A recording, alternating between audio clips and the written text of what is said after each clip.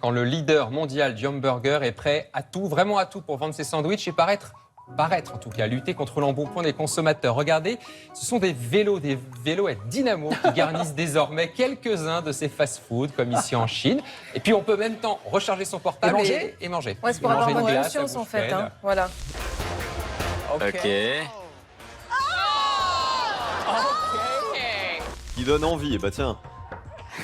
Alléchant. Ah bah oui, c'est romantique. Non, mamie. Si tu veux, mamie. Mamie. Sous le regard ahuri de dizaines de migrants, le 4x4 de l'armée enchaîne les dérapages dans ce champ boueux. Hier matin, ces militaires de la mission Vigipirate s'amusent en toute décontraction. Mais le conducteur perd rapidement le contrôle et le véhicule s'embourbe. Ça va sécher là. Pour faire fuir ceux qui la harcèlent dans la rue, cette Rouennaise a inventé la technique du dindon. J'ai pas Snap, je t'ai dit, j'ai pas de Snap. Démonstration. Cette vidéo de Sarah la crieuse, comme elle se surnomme sur les réseaux sociaux, a été vue 5 millions de fois. C'est une marée humaine impressionnante pour fêter la victoire écrasante de l'union de la gauche sur l'extrême droite.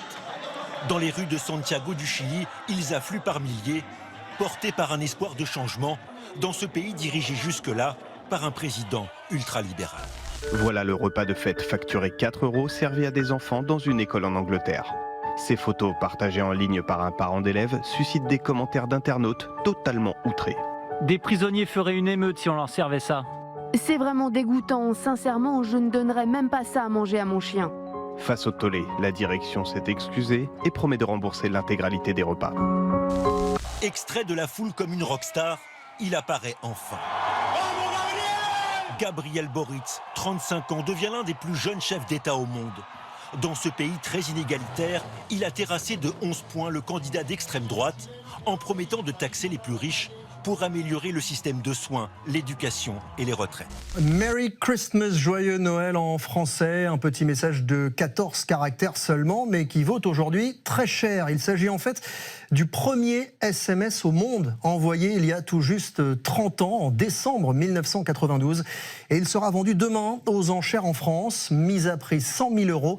L'acheteur repartira avec un certificat de propriété et l'argent récolté, c'est la bonne nouvelle, sera reversé intégralement à l'Agence des Nations Unies pour les réfugiés.